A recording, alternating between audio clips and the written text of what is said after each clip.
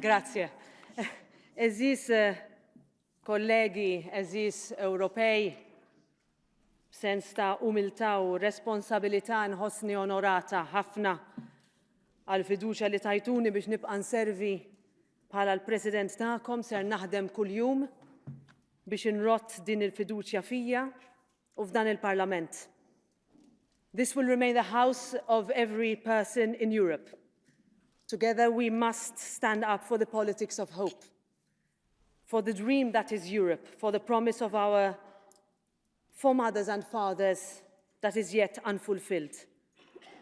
2.5 years later, I still want people to recapture a sense of belief and enthusiasm for our project, a belief to make our shared space safer, fairer, more just and more equal, a belief that together we are stronger and we are better, a belief that ours is a Europe for all. Ours must be a Europe that remembers, that learns from past struggles and recognizes the fight of so many who stood for the ideals we sometimes take for granted. For all those who were displaced, who were disappeared, for those who stood in front of tanks and bullets on the path away from the totalitarianism that took over so much of Europe for so long. For all those who believed in better and who dared to dream. Ours must be a Europe that Adenauer, Mitterrand, Wałęsa, Fenek Adami, Havel, Weil, Falcone, Borsellino would all be proud of. Notre Europe doit être une Europe qui les honore, qui honore notre histoire commune. Il n'y a pas de meilleur endroit qu'ici, à Strasbourg, au siège du Parlement européen, dans ce symbole vivant de la réconciliation pour se souvenir du passé et construire l'avenir. Ours must become a Europe that is accessible to all, that everyone feels not only part of, but ownership of. Polarization in our societies has led to more confrontational politics, even political violence. The easy answers that divide our communities into us and them. We need to move beyond this zero-sum thinking that has excluded people, that turns people away, that foments anger and hate rather than builds hope and belief. We understand that the comfort of such easy politics offers no real solutions. This is the house that stands for the opposite, that wants to build rather than destroy, that is not afraid to take the difficult path, that is able to find and use its voice for the common good. That is the counter to autocracy, that doubles down on the need to fight for the rule of law, that understands that we must truly all be equal in Europe. An equality that does not seek to make us all the same, but one that offers every person the same chance to fulfill their potential.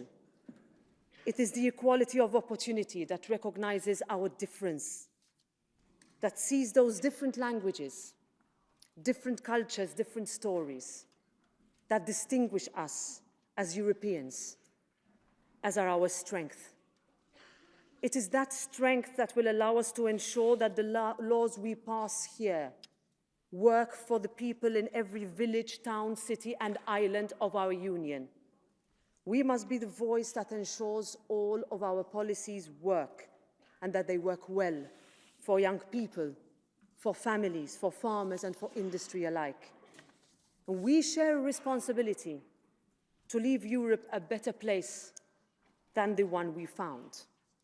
And we will leave Europe a better place by creating a new security and defense framework that keeps people safe and pushes back against the expansionist dreams of dictators in our neighborhood, that defeats the hybrid threats we are still facing, that protects Europe, that defends our strategic autonomy, that keeps the peace, that understands the threat we face is very real, We will leave Europe a better place by doubling down on Europe's competitiveness, deepening the single market, ensuring quality jobs, concluding global trade deals, completing our banking and capital markets union, and having implementable targets for industry that keeps Europe's businesses in Europe and gives us the ability to invest in our youth, in research, in education, in culture, in our communities and in the rest of the world,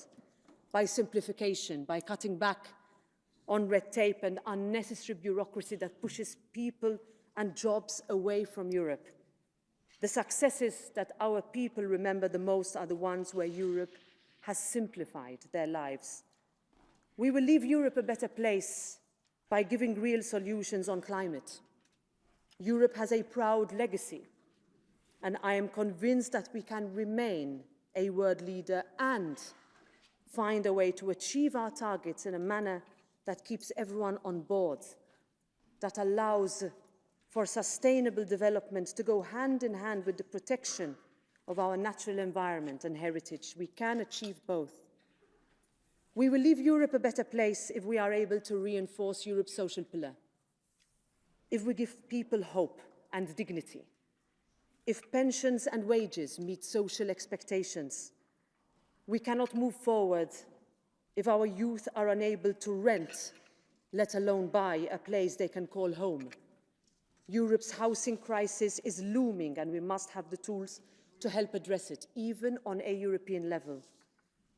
We will leave Europe a better place if we finally manage to implement proper migration and asylum legislation. That includes necessary border management with a returns policy and, above all, that is human-centric.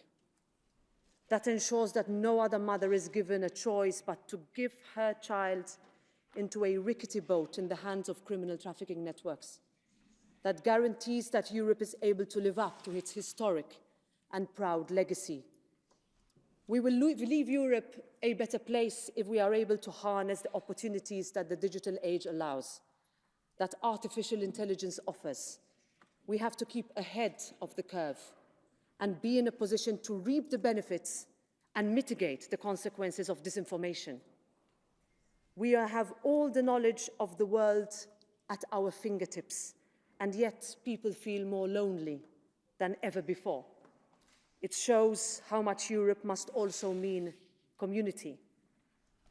We cannot leave Europe a better place if people are still unable to be who they wish to be and love who they wish to love anywhere in Europe.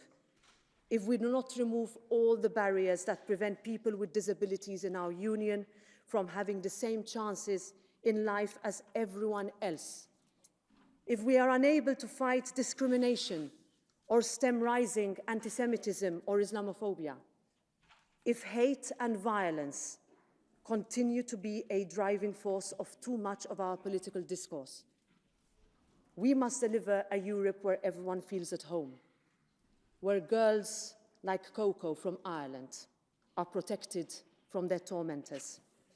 We cannot leave Europe a better place if too many women are still unable to feel part of it. Too many women are still abused, still beaten, still murdered in our Europe. Too many women are still fighting for rights. Too many women still earn less than men for the same job.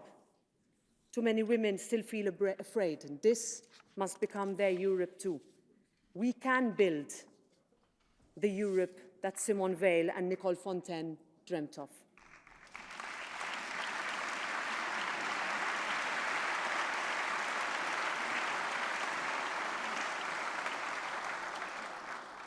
The Europe that Marie Skłodowska-Curie was unable to fully harness. The Europe that Julia, Pellin, Anna Vanessa, Daphne, and so many other women will never be able to see. We will do it for them, for all those unable to speak, and for all those who come after. I know that together we will leave Europe better than we found it. I know that when the world looks to this Parliament, they will see a house that defends rights, that protects journalists, that values freedom, that understands its role in the world as a beacon of democracy across the globe. La tendenza all'essere uniti è una delle costanti della storia, disse Alcide De Gasperi 70 anni fa. Parliamo, scriviamo, insistiamo, non lasciamo un istante di respiro che l'Europa rimanga l'argomento del giorno. Mi faccio eco delle sue parole che dobbiamo ricordare in questa legislatura. Dear friends, we have learned that we can never take democracy for granted. We have seen that our European values are regarded by too many as a threat. It is a badge given to us by autocrats that we will continue to wear proudly. The Russian war of aggression against sovereign Ukraine remains at the top of our agenda. I went to Kiev in your name at the outbreak of the war. It was a visit that gave new impetus to our House, new visibility and influence. This House helped put the political spotlight on the need to stand with Ukraine, and that light is one that people rely on us to keep shining as brightly as it can be.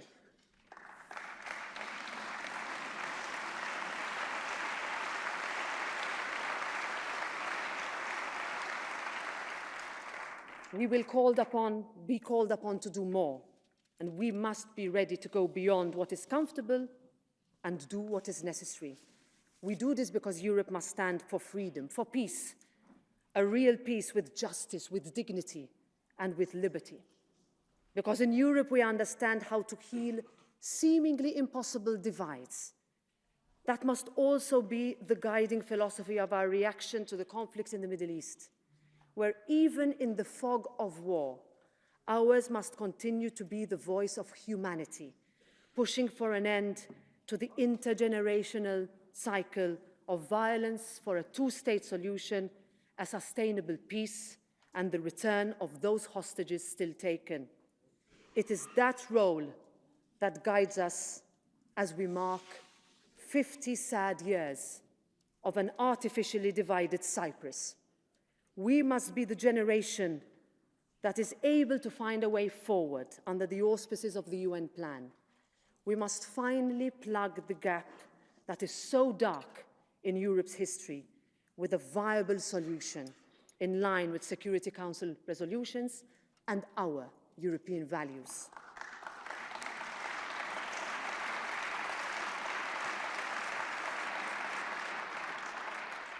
It is that defense of our common humanity that means that we are the ones to stand with women horrifically under threat in Afghanistan, with those girls and students on the streets of Iran, with Svetlana Tikhanovskaya, those unjustly jailed, and the movement for a free and democratic Belarus, with the brave Yazidi girls still fighting, with Yulia Navalnaya, who stands tall, with all those around the world who keep defying the tear gas running down on them as they fly our European flag high. This is what Europe means across the globe. This is the Parliament that the world sees, the Parliament we are all so proud to serve.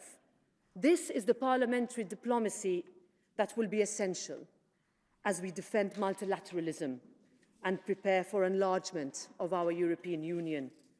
As people look to us in Ukraine, in Moldova, in Georgia, for all those in the Western Balkans who have been denied progress for far too long, we must be ready to extend Europe's hand as they each follow their own paths in a merit-based approach that respects the necessary criteria. We must be ready to face this new world and this new reality, and together we will be ready. So, colleagues, to renew our commitment to Europe, we must, in the words of that great European saint from Krakow, Karol Wojtyła, be not afraid. Not afraid to face down autocrats, not afraid to live up to our promise, not afraid to stand up for Europe, not afraid to keep building a union that works for all of us.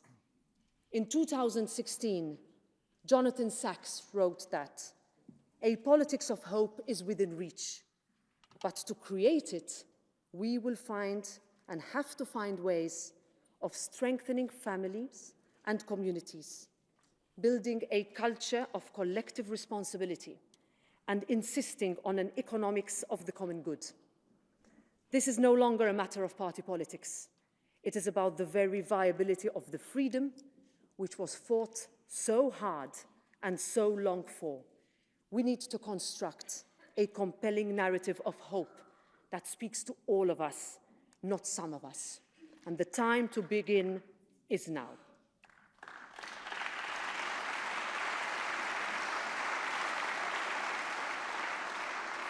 Friends, we can regain the narrative of this great union of ours. We can inspire new generations of Europeans, because Europe is hope. Europe is belief. Europe is all of us. Europe remains the answer. Vive l'Europe.